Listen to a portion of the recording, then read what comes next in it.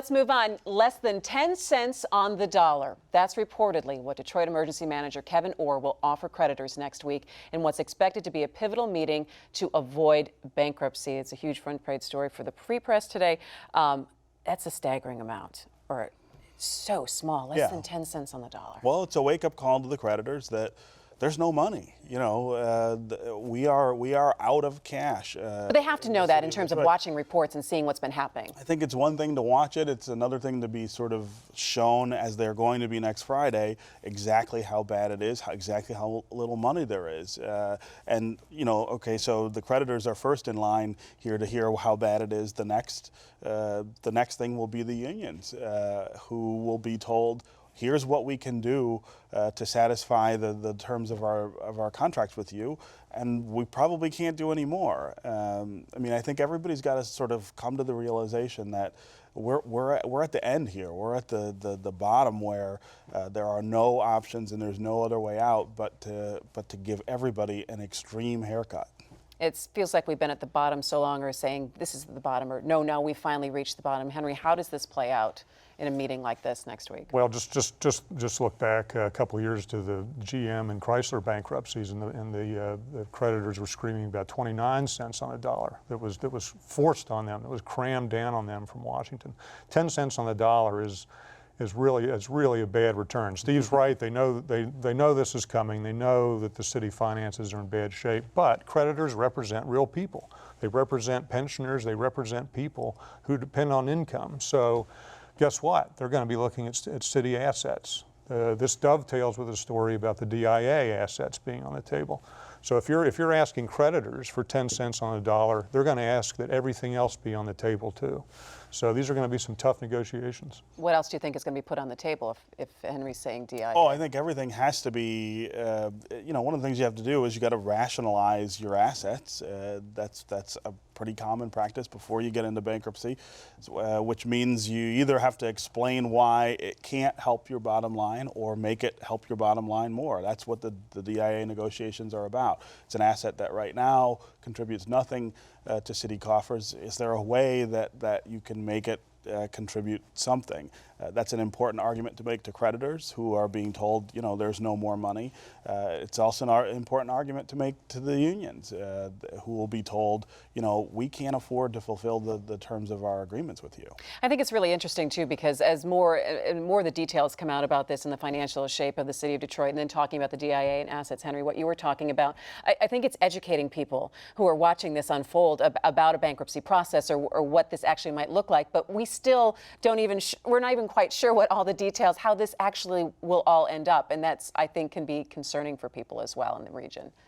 Well, I think actually people in this region are pretty comfortable with bankruptcy. I mean, after the last couple of years. Yeah, I mean, the bankruptcy works very well in the United States, in the private economy, in the private sector. But we don't know how it would work, though, for the city of Detroit. Exactly. And so now, but what's new about this is Chapter 9 coming to cities. I mean, we're just seeing the difficulties that a couple of California cities are having in dealing with Chapter 9. For Chapter 11, for private companies, I mean, this is a useful tool.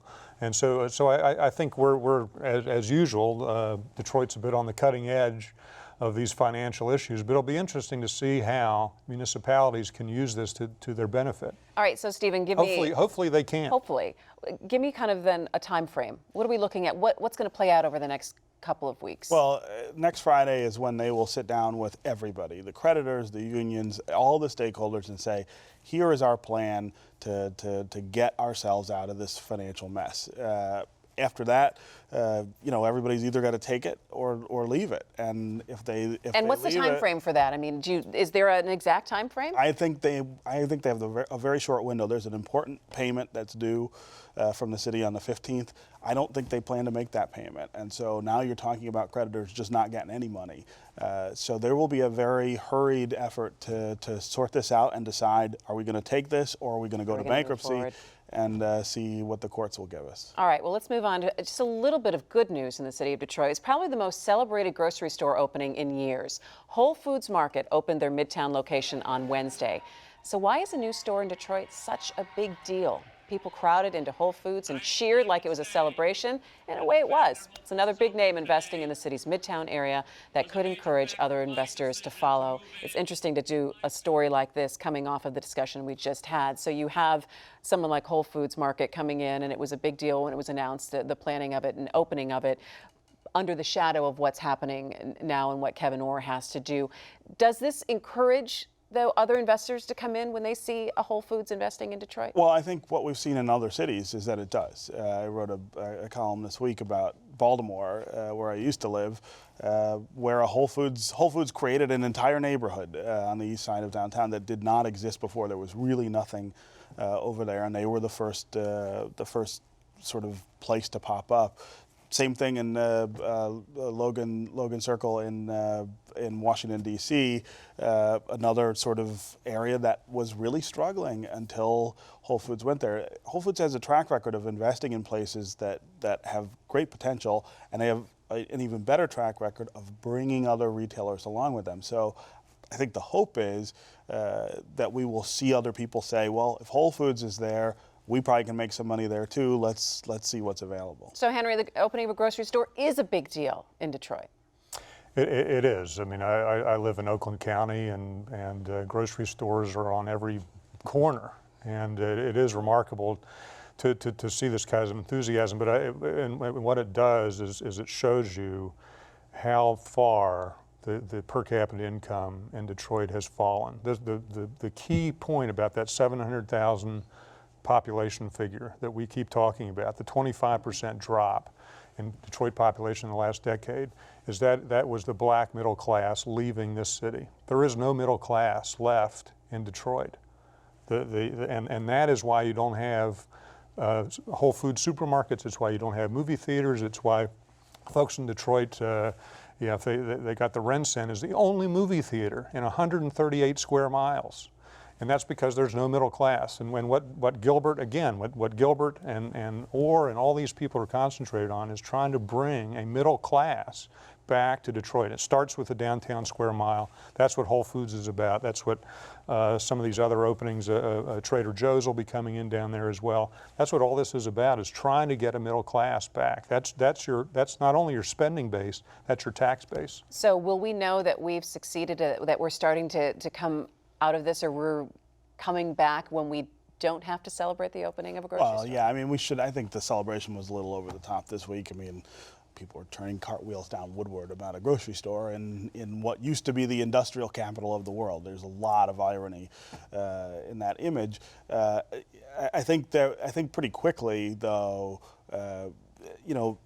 as much as the city's finances, the city government's finances are a mess, and we're still sorting that out, the private sector side of things in downtown and midtown really is looking up, and I think it's going to be pretty fast that something like Whole Foods opening won't be such a big deal. I think we're going to see some other people come in pretty fast. But you also need a Whole Foods coming in without subsidies. I mean, without subsidies. Right. Yeah, these things are happening with massive subsidies just to get these businesses in here. All right. And now to today's celebration of the longest-serving congressman in history, the Dean of the House and Michigan Representative John Dingell. He is making the TV rounds, and here's a look at him getting some laughs on the Colbert Report on Comedy Central. Take a look.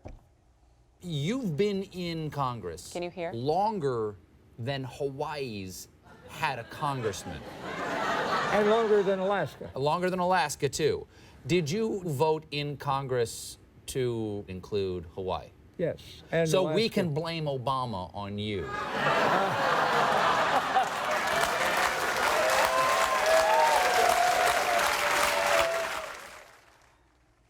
I'm sorry, you caught me there, because at the end he was supposed to say, I think you can blame Obama's mother and father. I think they had something to do with it.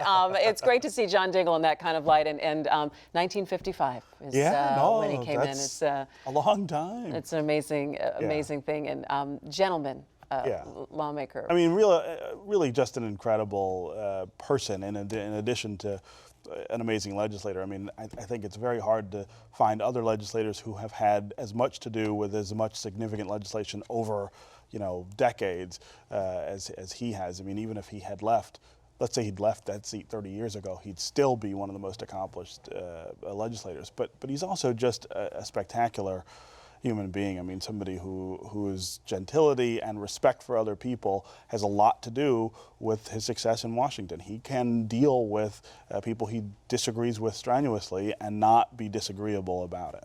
And it's something that you and I were talking about earlier, that he has that ability. Yeah, he is. I disagree with John Dingell on most things, but I think what's interesting about Dingell is that he's a man that you can sit down at a table with and work things through. He's amiable. He's got a good sense of humor, and I think that's a change in the Democratic Party as well. I mean, you look back. You don't have to look back over 57 years. Just look over the last 20 years. And the party has shifted to the coasts. Mm-hmm. The Democratic Party hasn't shifted as much as the Republican Party has shifted to the South, but there's been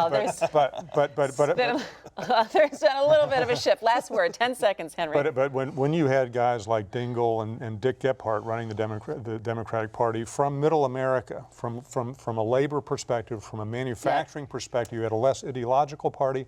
And a